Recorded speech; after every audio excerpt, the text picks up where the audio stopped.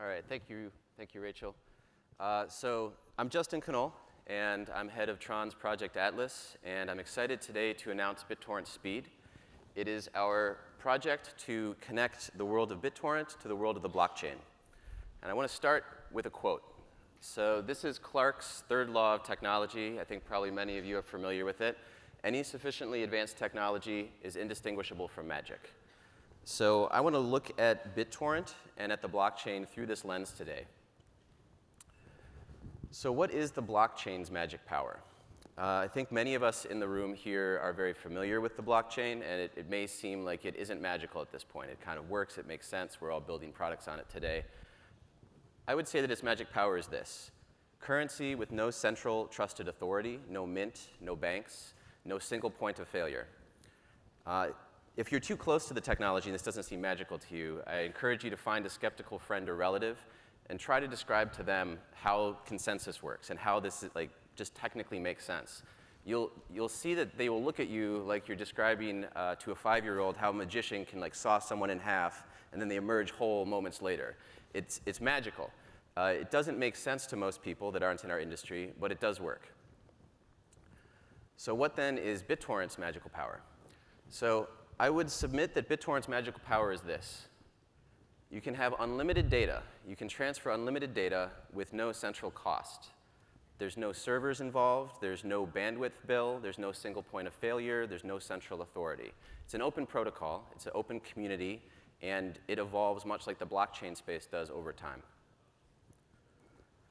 So with that frame in place, that's the lens I want to talk about BitTorrent and the blockchain through today. I'll talk a little bit through the nuts and bolts of this presentation. So we're going to start with an overview of BitTorrent. It'll get fairly technical, so please be patient as I build that understanding of how BitTorrent works. Then I'll talk about what works well today. So these are the sort of the magic powers, the things that it can do that you wouldn't think that it could necessarily do. After that, I'll talk about what can be improved. BitTorrent's a very well-established technology. It's been around for a long time. It works very well. As users, oftentimes people think that it's perfect, like what can be improved. But I'll show that there is an opportunity for improvement. And then, as part of announcing BitTorrent Speed, I'll show how to connect these two worlds. So to start with, here is the traditional client-server architecture. And here's a peer-to-peer architecture. It's sort of like the peer-to-peer 101 diagram. In the client-server case, everybody that wants to get a file or an asset goes to a centralized server or server and downloads that file or asset as a monolithic thing. It doesn't break it into small pieces. The clients don't share with each other. You just all get it in a very simple way from the server. To someone in the 1800s, this would be magic. But it's not sufficiently advanced to us anymore to consider this to be magic. The web is a utility. It's a commodity at this point. Now, peer-to-peer, and BitTorrent in particular, is different. You have a sort of mesh of peers, all of whom talk to each other. Each client becomes a server to the other peers. And importantly, files are not considered monolithically. You don't have just one giant file that you either have or don't have in BitTorrent. You break these files up into many, many little pieces. And the peers can exchange those pieces with each other. So let's look at the detailed set of components here. So I've mentioned this collection of peers. In BitTorrent, we refer to this as a swarm of peers. The peers are all connected to each other, and they can be in various states of download. So in this diagram, you see one peer, the peer all the way on the right, has just started. This peer has 0% of the file downloaded. It is able to get the file by going to a site out in the ecosystem, an index site, finding the file, or getting it in an email link from a friend. It doesn't matter how you get it. Once you have this torrent file, it comes back to the peer. They announce to a tracker. The tracker then introduces them to other peers. So you've collected this set of peers, and now you can trade data with this set of peers.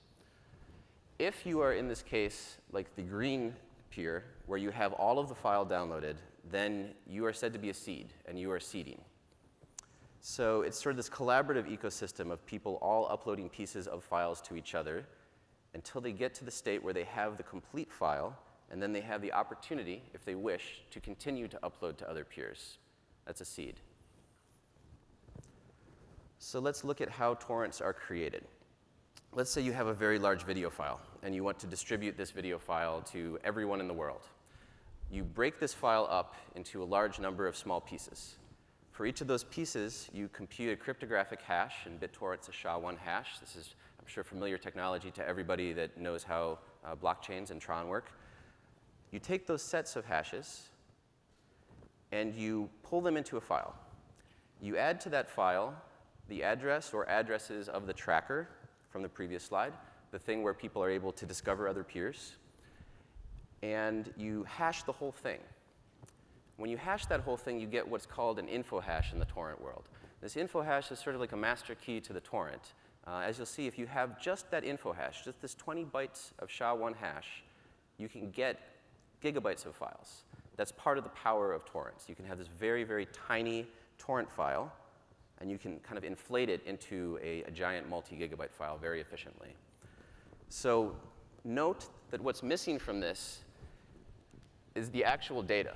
So the actual data is not included in the torrent file, just those hashes. That's how they're so small. So the process of a torrent being added into a client, and the client is the piece of this ecosystem that we at BitTorrent Tron control. When the torrent is added from the index site, the client is able to take this, announce to a tracker, find peers, and then everyone collaborates until you have the complete copy. You can choose to seed from that point, and ultimately everybody in the swarm can get a complete copy and become a seed. So thanks for your patience as I went kind of deep into the nuts and bolts of how this all works. You guys were promised some magic, and so I want to describe the magical properties of BitTorrent now. So the first magical property is this. Capacity scales with demand. BitTorrent has become a de facto standard for scalable content distribution. This is from a research paper called the Cedar Promotion Problem, Measurements, Analysis, and Solution Space that was released, I think, around 2010. We'll see a timeline in a moment here. So this is indisputable. If you have a piece of content and you want to distribute it to, as I said, like everyone on the internet, you can create a torrent file, and then you can seed just one copy. You can pay the bandwidth for just one copy that then goes into the swarm, and then literally everyone in the world can get it without you paying additional delivery costs for that transport. This is magical. This is a sort of like economic abundance that is only enabled by this peer-to-peer technology. So let's talk about robustness, single points of failure. If you have a client-server architecture like this, and you lose a network link, and your server's gone, you have a complete failure. The fault domain, like the area impacted by a fault, when this happens, is the whole system. Nobody can get anything. And you see this over and over, even with very large systems like AWS. There's waves of outages where your favorite sites are all down, and it's because a certain data center in an availability zone has gone down, and so your sites are gone. Now, in the BitTorrent case, let's look at this. We have a swarm, and there's only one seed. There's only one person that has a complete copy of whatever you're downloading. And let's say that they lose the network link. So what happens in this scenario? So show of hands, who thinks that the swarm is going to be able to complete downloads when this peer is gone? OK? Yeah. So the answer is yes. / it depends. So in many cases, you are able to complete the download. And the way it works is like this. You have all these pieces, and everyone's sharing these pieces. So down at the bottom here, you can see there's some UI from a client, and you have a downloaded percentage. So the download percentage in this case is 26.8% of the file. But it's not like the client-server model I described, where it's monolithic and you have the whole file or you don't. And it's not a model where you get all the pieces in order, first piece, second piece, third piece. You get them in an order called rarest first. So if you look underneath that 26% bar, you can see a bar where there's sort of alternating bands of light blue and dark blue. So that's called a piece bar, and you'll see that in the user interface of many torrent clients. It shows which pieces your client has. So even if you lose the seed, and there's no seed in the swarm is able to heal itself and regenerate, almost like a starfish that loses a limb is able to regrow it. If, and this is critical, if for every piece in the swarm, at least one person has it, as long as there is at least one distributed copy. And so in torrent clients, you'll also see this interface at the bottom that says availability 10.265. That tells you how many distributed copies exist in the swarm. So it may be that there is no seed, but In terms of redundancy, there are 10 copies if you took everyone's pieces together and computed the union of those pieces. So this is a problem in mathematics called the set cover problem. There's an illustration on the right. You can see here that, in this notional version, there's 9 pieces. No one peer, T1, T2, T3, or T4 has all of them, but collectively they form a cover. And so the swarm can regenerate. It can be redundant not just to loss of one seed, but loss of many peers. It's sort of like how a bee colony, if it loses the queen bee, the colony itself can sort of like consent and agree to feed a larva royal jelly only, and then create a new queen. So let's look at another possible single point of failure here. So I mentioned that the tracker is the place where you get introduced to other peers. Let's say the tracker goes down. Well, first, there's redundancy built into the system in that a torrent can contain multiple trackers that can be announced to in order. So you can have as many as 5, even more in some cases. You can also have trackers that allow you to announce for any number, any torrent. So open trackers. They don't say, I'm only going to track torrents X, Y, and Z. They can track every single torrent. So let's turn the single point of failure into a catastrophic failure where all of the trackers go down. So what happens in this case? So show of hands, who thinks that it can recover from this failure? OK, so obviously I promised magic, and the magic is that it can recover from this failure. And the answer in this case is not so much it depends, because of a technology called the distributed hash table. So this is a way that a peer that wants to get the contents of a torrent, that wants to inflate it, if they have nothing other than the 20-byte info hash for that file, they're able to interrogate the swarm and say, hey, do you know anyone that has this torrent file? And the swarm will answer back, no, but I know someone who either does or is closer to someone who does. And this could be a subject for an entire talk on its own, and I don't want to go into too much detail here. But this is a form of magic as well. You kill every single tracker, and you're still able to do it through this DHT. One other critical point about this DHT is that it did not exist in the original BitTorrent protocol specification, nor in the original clients. There was a research paper about a project called Kademlia, which describes the DHT as a construct. And this was subsequently added to BitTorrent clients through a process called the BEP process, the BitTorrent Enhancement Proposal process. So this is a way that a distributed community with no central trusted authority has been able to evolve the protocol over time to include important new features. So the last point on this subject of what BitTorrent does well is about free writing. So if you have any system where there's sort of a commons and people can contribute and they can take, if there's no incentive built in, if there's no structure that enforces people to contribute, then you will see a tragedy of the commons where everyone just takes and no one contributes. Those people are free riders. Now, if you have a centralized system, you can control that. You can have a principle that says you have to go to the office if you misbehave. In a distributed system, it's much more difficult. BitTorrent, I think, often has a reputation as something that is based on altruism and a sort of like free share and share alike mentality, sort of like a utopian ideal. But in fact, from the inception of the protocol, it has built in a mechanism to account for the fact that people will try to optimize for themselves and take as much as possible. So it has this thing called tit for tat. The way tit for tat works can be considered as a sort of auction. If I'm a peer, I have a limited amount of upload bandwidth. I have to figure out how to most efficiently allocate this amongst all the peers I see in the swarm. So I might know many, many peers, but I can't upload to all of them. So research papers have analyzed this as an auction where at a certain time, I get bids from peers. So here, tit for tat bids occur. People send me data. Based on whomever sends me the most data, I will allocate a set of unchoked slots, which are basically a way to divide my upload bandwidth to those peers reciprocally. OK, so that is BitTorrent's overview, and that is what works really well. So here's what can be improved. So I showed a quote earlier about how BitTorrent is the de facto standard for scalable distribution. Let me pull the curtain back a little bit and show the rest of that quote. So the bad news is that there is a problem. There's trouble in paradise. There's a file availability problem. By some measures, up to 38% of torrents experience periods of unavailability. And this isn't a terminal condition. Like you can enter a period of unavailability, and then a seed joins later, or someone joins that has a partial copy, and then it can recover. But sometimes it goes in, sometimes it goes out. It can be terminal as well.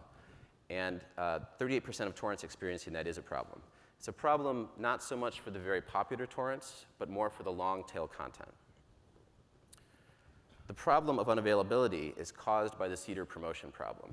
When you have a pawn and it's about to enter the last rank of a chessboard, it has the ability to promote to a queen. And queens have a lot more power. There's huge upside for a pawn that enters that rank. When you're downloading a file as a so-called leecher and you get the whole file, it's sort of like if your boss came to you and said, I want to give you a promotion. You have a lot more responsibility. You're going to have to work a lot harder, but there's no increase in compensation. In fact, you get no compensation. We're taking your salary away. Like, there's no upside for you whatsoever. So why do people do this? Well, in the community, there are sites that enforce ratios. People do it for altruistic reasons. People do it just because when it's done downloading, sometimes it'll start seeding, and they don't care that much about it. But we can do better than this. We can make it so that there are actual rational incentives for people to promote to seeders. So here's a research timeline for BitTorrent. The protocol was introduced in 2001 by Bram Cohen. And in 2003, he wrote a paper called Incentives Build Robustness in BitTorrent, which describes tit for tat and how the system is architected to make sure that there are reasons for people to upload while they're downloading. In the same year, someone published the first paper talking about introducing a sort of karma points model, a sort of like token economy to make it so that there would be an incentive for people to seed. And throughout the intervening years, many more papers were published. In 2009, the Bitcoin paper was published by Satoshi, and the world was introduced to the blockchain. And at the same time, and in some cases a couple years later, more papers were published about the seeder promotion problem where they proposed solutions. There are a couple of ways you can try to solve it. One is a single torrent, like how do you create an incentive for someone that has a seed to keep uploading? It's very difficult. They have the whole pie. What can you offer them? Nothing. The naive solution on top of that is a sort of multi-torrent approach where you say, well, let's say that I'm on this swarm with you and I'm on that swarm with you. If you upload to me here, I will treat that as tit for tat in this other swarm. The problem is that that sort of co-occurrence is too rare, so that doesn't work. So you need a multi-torrent solution that has some sort of economic basis, some sort of token, some sort of karma, some sort of currency, if you will. So briefly, we'll zoom out a bit from the deep technical stuff and look at this ridiculous ad from the 1800s. So the first lesson from this ad is that the tactic of selling through fear has existed basically forever. You've got a gentleman reading a newspaper with a safely adjustable oil lamp wick on one side, and an unfortunate woman that does not have this safely adjustable oil lamp wick who has lit her curtains on fire and is terrorizing her cat. At the bottom, you can see that the vendor for this wick accepts flowers, groceries, and country produce in exchange. So this was not uncommon in the 1800s America. You could go to town and take a bunch of fresh eggs and exchange them for something. But the problem with this barter model is the coincidence of wants. You need to find someone that has the lamp and wants something that you have. So if this woman's a novelist writing books, she can't get the lamp. She has to find a miller she can trade a book to for flour, and then take the flour, trade the flour for the lamp. This is the issue that is solved economically by introducing a medium of exchange, one of the 4 functions of money. OK, so I've described the blockchain. Most of you guys understand already a big part of how that works. I've described BitTorrent in more detail. I hope now you understand how that works, where it's strong and where it's weak. And at this point, I want to introduce BitTorrent Speed, our product to reconcile the problems with BitTorrent by connecting it to the blockchain. So what does it do? First, it creates a medium of exchange and solves this coincidence of wants problem, which in turn solves the seeder promotion problem. Now when you have a complete file downloaded, you can seed it, earn tokens, and then you can turn around and spend those on other swarms. It moves from a barter economy to an economy with a medium of exchange. It will be implemented first in our clients, and then, like the DHT, as a set of optional protocol extensions that we'll introduce as BEPs. It will be backward compatible with the existing clients, torrents, and trackers that are out in the wild today. It has 3 major components. One, the BitTorrent clients. Our clients are the most popular in the world. There's about 100 million monthly active users. And this is the portion that we control. So in the ecosystem diagram, we don't create torrent files. We don't run index sets. We don't run trackers. But we can evolve the protocol by changing the way that the clients behave in concert with our users. It involves BTT, which is a TRC10 token that will be used as this medium of exchange for torrent acceleration. And it involves the Tron blockchain as the solution that allows us to connect the BitTorrent users who have BTT to dApps, to other use cases, and make this really something that could bootstrap the whole community. What does it mean for users? First, faster downloads. We've created a reason for people to seed, so there will be more seeds. Therefore, you'll be able to download faster, probably regardless of whether you choose to actively fund with this token or not. The seeds will be there, and the ecosystem as a whole will benefit. The rising tide will lift all boats. You'll also have the ability to earn for seeding. So the other side of that coin of faster downloads is that if you seed, you will have a rational incentive to do so. This has huge potential for file sharing and for the blockchain space. As I said, we have about 100 million monthly active users in 138 countries. We're about 22% of total global upstream traffic today. And we're launching a page about BitTorrent Speed today. So you can go to bittorrent.com/speed. You can enter your email address and sign up for more updates. You can read the BTT white paper if you haven't read that yet. And we need your help to define this product and to understand how we can best engage with the Tron community. So please do that. So I want to leave with one final thought. I hope today that I've helped you to think about BitTorrent in a sort of new light as a very functional and robust protocol that nonetheless does have this Achilles heel, and the blockchain as the solution to that Achilles heel. It's sort of like this experience we've all had of meeting someone at an event like this or at a party and thinking, you know who you need to meet? You need to meet my other friend. And then you put them together, and you can unlock massive potential. Thank you.